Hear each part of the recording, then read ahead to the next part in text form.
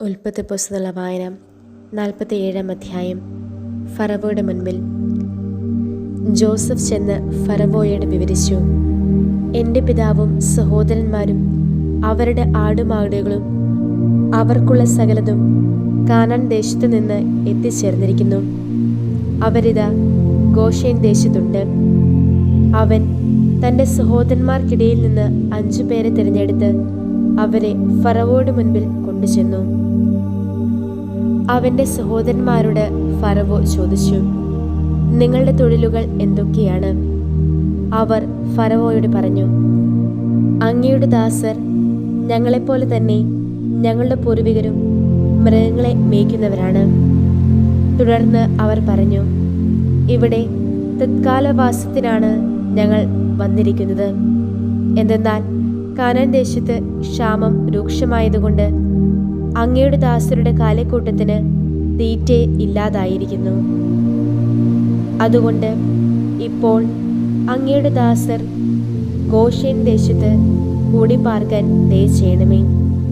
അപ്പോൾ ഫറവോ ജോസഫിനോട് ഇപ്രകാരം പറഞ്ഞു, നിന്റെ പിതാവും നിന്റെ സഹോദരന്മാരും നിന്റെ അടുത്തേക്ക് വന്നിരിക്കുകയാണല്ലോ. ഈജിപ്ത് നാട് നിനക്ക് മുൻപിലുണ്ട്. നാടിൻ്റെ മെച്ചപ്പെട്ട ഭാഗത്ത് നിന്റെ പിതാവിനെയും നിന്റെ സഹോദരന്മാരെയും പാർപ്പിക്കുക. അവർ ഗോഷേൻ ദേശത്ത് താമസിക്കട്ടെ. അവരിൽ കാര്യശേഷിയുള്ളവരുണ്ടെന്ന് നിനക്കറിയാമെങ്കിൽ അവരെ എൻ്റെ കന്നുകാലിക്കൂട്ടത്തിന് മേലാളന്മാരായി നിയോഗിക്കുക. അതിനുശേഷം ജോസഫ് തൻ്റെ പിതാവായ യാക്കോബിനെ വരുത്തി ഫറവോയുടെ മുൻപിൽ നിർത്തി. യാക്കോബ് ഫറവോയെ അനുഗ്രഹിച്ചു. താങ്കളുടെ ആയുഷ്കാല സംവത്സരങ്ങൾ എത്രയാണ്? ഫറവോ യാക്കോബിനോട് ചോദിച്ചു. എൻ്റെ ദേശാന്തരവാസകാലം 130 വർഷമാണ്. ഹ്രസ്വമെങ്കിലും ദുരിതപൂർണമായിരുന്നു എൻ്റെ ആയുഷ്കാല സംവത്സരങ്ങൾ. എന്നാൽ എൻ്റെ പിതാക്കന്മാരുടെ ദേശാന്തരവാസകാലത്തിലെ അവരുടെ ആയുഷ്കാല സംവത്സരങ്ങളെ അവ മറികടന്നിട്ടില്ല. ഫറവോയെ അനുഗ്രഹിച്ച ശേഷം യാക്കോബ് ഫറവോയുടെ സന്നിധിയിൽ നിന്ന് പോയി. ഫറവോ കൽപ്പിച്ച പോലെ ഈജിപ്ത് നാട്ടിലെ മെച്ചപ്പെട്ട ഒരു പ്രദേശം റംസേസ് നാട്ടിൽ അവകാശമായി നൽകി. ജോസഫ് തൻ്റെ പിതാവിനെയും സഹോദരന്മാരെയും അധിവസിപ്പിച്ചു. ജോസഫ് തൻ്റെ പിതാവിനും സഹോദരന്മാർക്കും തൻ്റെ പിതൃഭവനം മുഴുവനും ആശ്രിതരുടെ എണ്ണമനുസരിച്ച് ആഹാരം കൊടുത്തുപോന്നു. ക്ഷാമം രൂക്ഷമാകുന്നു. ക്ഷാമം ഏറെ രൂക്ഷമായിരുന്നതിനാൽ നാട്ടിലെങ്ങും ആഹാരമില്ലാതായി. ഈജിപ്ത് ദേശവും കാനാൻ ദേശവും ക്ഷാമം മൂലം വലഞ്ഞു. ഈജിപ്ത് ദേശത്തും കാനാൻ ദേശത്തും ലഭ്യമായ പണം മുഴുവൻ അവർ വാങ്ങിയ ധാന്യത്തിന് വിലയായി ജോസഫ് ശേഖരിച്ചു. ആ പണം അവൻ ഫറവോയുടെ ഭവനത്തിലേക്ക് മുതൽ കൂട്ടി. ഈജിപ്ത് ദേശത്തും കാനാൻ ദേശത്തുമുള്ള പണം തീർന്നപ്പോൾ ഈജിപ്തുകാരെല്ലാം ജോസഫിൻ്റെ അടുത്ത് വന്ന് പറഞ്ഞു, ഞങ്ങൾക്ക് ആഹാരം തരിക. പണം തീർന്നെന്ന കാരണത്താൽ ഞങ്ങൾ എന്തിന് അങ്ങയുടെ മുൻപിൽ മരിക്കണം? ജോസഫ് പറഞ്ഞു, പണം തീർന്നെങ്കിൽ നിങ്ങളുടെ കന്നുകാലികളെ തരുവിൻ. നിങ്ങളുടെ കന്നുകാലികൾക്ക് വിലയായി ഞാൻ നിങ്ങൾക്ക് അത് തരാം. തങ്ങളുടെ കന്നുകാലികളെ അവർ ജോസഫിൻ്റെ അടുത്ത് കൊണ്ടുവന്നു. കുതിരകൾക്കും ആട്ടിൻപറ്റത്തിനും കന്നുകാലിക്കൂട്ടത്തിനും കഴുതകൾക്കും വിലയായി ജോസഫ് അവർക്ക് ആഹാരം കൊടുത്തു. അവൻ അവരുടെ കന്നുകാലികൾക്കെല്ലാം വിലയായി അവർക്ക് ആ വർഷത്തേക്ക് ആഹാരം വിതരണം ചെയ്തു. ആ വർഷം അവസാനിച്ച് 2-ാം വർഷം അവർ അവൻ്റെ അടുത്ത് ചെന്ന് അവനോട് പറഞ്ഞു, പണം തീർന്ന കാര്യം യജമാനിൽ നിന്ന് ഞങ്ങൾ മറച്ചു വയ്ക്കുന്നില്ല. മൃഗസമ്പത്ത് യജമാനൻ്റേതായി. യജമാന സമക്ഷം ഞങ്ങളുടെ ദേഹവും നിലവുമല്ലാതെ ഞങ്ങൾക്കിനി ഒന്നും അവശേഷിക്കുന്നില്ല. ഞങ്ങൾ എന്തിനു മരിക്കണം? ഞങ്ങളും ഞങ്ങളുടെ നിലവും അങ്ങയുടെ കൺമുൻപിലുണ്ട്.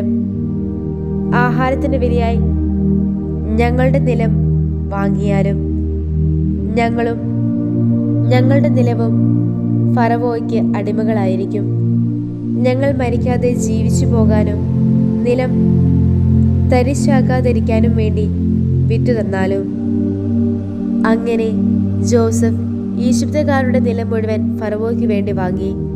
എന്തെന്നാൽ ക്ഷാമം തങ്ങളുടെ മേൽ ശക്തി പ്രാപിച്ചപ്പോൾ ഈജിപ്തുകാരെല്ലാവരും തങ്ങളുടെ വയൽ വിറ്റു. അങ്ങനെ നാട് ഫറവോയുടേതായി. ജനത്തെയാകട്ടെ ഈജിപ്തിന്റെ അതിർത്തിയുടെ ഒരറ്റം മുതൽ മറ്റേ അറ്റം വരെ അവൻ പട്ടണങ്ങളിലേക്ക് ഒഴിപ്പിച്ചു. പുരോഹിതന്മാർക്കായി ഒരു വിഹിതം ഫറവോയിൽ നിന്ന് ഉണ്ടായിരുന്നതിനാൽ പുരോഹിതന്മാരുടെ നിലം മാത്രം അവൻ വാങ്ങിയില്ല. അവരാകട്ടെ ഫറവോ അവർക്ക് നൽകിയിരുന്ന അവരുടെ വിഹിതം ഭക്ഷിച്ചു പോന്നു. അതിനാൽ അവർ തങ്ങളുടെ നിലം വിറ്റില്ല. ജോസഫ് ജനങ്ങളോട് പറഞ്ഞു, നോക്കൂ, ഇന്ന് ഞാൻ നിങ്ങളെയും നിങ്ങളുടെ നിലവും ഫറവോയ്ക്കായി വാങ്ങിയിരിക്കുന്നു. ഇതാ നിങ്ങൾക്കുള്ള വിത്ത്. നിങ്ങൾക്ക് നിലം വിതയ്ക്കാം. വിളവുണ്ടാകുമ്പോൾ 1/5 നിങ്ങൾ ഫറവോയ്ക്ക് കൊടുക്കണം. 4 ഭാഗം നിങ്ങൾക്ക് വയൽ വിത്തിനും നിങ്ങളുടെ ഭക്ഷണത്തിനുമാണ്. നിങ്ങളുടെ വീട്ടിലുള്ളവരുടെയും നിങ്ങളുടെ കുഞ്ഞുങ്ങളുടെയും ഭക്ഷണത്തിന് വേണ്ടിയുള്ളത്. അവർ പറഞ്ഞു, അങ്ങ് ഞങ്ങളുടെ ജീവൻ കാത്തു. ഞങ്ങൾ യജമാന്റെ ദൃഷ്ടികളിൽ പ്രീതി കണ്ടെത്തട്ടെ. ഞങ്ങൾ ഫറവോയ്ക്ക് അടിമകളായിരിക്കും. അങ്ങനെ ജോസഫ് ഈജിപ്തിലെ നിലം സംബന്ധിച്ച് ഇന്നും പ്രാബല്യത്തിലുള്ള 1/5 ഫറവോയ്ക്ക് എന്നൊരു നിയമം ആക്കി. പുരോഹിതന്മാരുടെ നിലം മാത്രം അവരുടേതു മാത്രമായി. അത് ഫറവോയുടേതായില്ല. യാക്കോബിന്റെ അന്ത്യഭിലാഷം. ഇസ്രായേൽ ഈജിപ്ത് നാട്ടിലെ ഗോഷേൻ ദേശത്ത് പാർത്തു. അവർ അതിൽ അവകാശം സ്ഥാപിച്ചു, ഏറെ പെറ്റുപെരുകയും ചെയ്തു. യാക്കോബ് ഈജിപ്ത് നാട്ടിൽ 17 വർഷം ജീവിച്ചു. യാക്കോബിന്റെ ആയുഷ്കാലം 147 വർഷമായിരുന്നു. ഇസ്രായേലിന്റെ മരണത്തിനുള്ള ദിവസങ്ങൾ അടുത്തപ്പോൾ അദ്ദേഹം തന്റെ മകൻ ജോസഫിനെ വിളിച്ച് അവരോട് പറഞ്ഞു, ഞാൻ നിന്റെ ദൃഷ്ടികളിൽ പ്രീതി കണ്ടെത്തിയെങ്കിൽ നിന്റെ കൈ എൻ്റെ തുടയുടെ കീഴിൽ വെച്ചാലും എന്നോട് കരുണയോടെയും വിശ്വസ്തയോടെയും പ്രവർത്തിക്കണം. ദയചെയ്ത് എന്നെ ഈജിപ്തിൽ സംസ്കരിക്കരുത്. ഞാൻ എൻ്റെ പിതാക്കന്മാരോടൊപ്പം കിടക്കുമ്പോൾ എന്നെ ഈജിപ്തിൽ നിന്ന് സംഭവിച്ച് അവരുടെ കുഴിമാടത്തിൽ സംസ്കരിക്കണം. അവൻ പറഞ്ഞു, അങ്ങയുടെ വാക്കുപോലെ ഞാൻ ചെയ്തു കൊള്ളാം. എന്നോട് ശപഥം ചെയ്യുക. അദ്ദേഹം പറഞ്ഞു. അവൻ അദ്ദേഹത്തോട് ശപഥം ചെയ്തു. അപ്പോൾ ഇസ്രായേൽ കട്ടിൽ തലയ്ക്കൽ കുമ്പിട്ടു.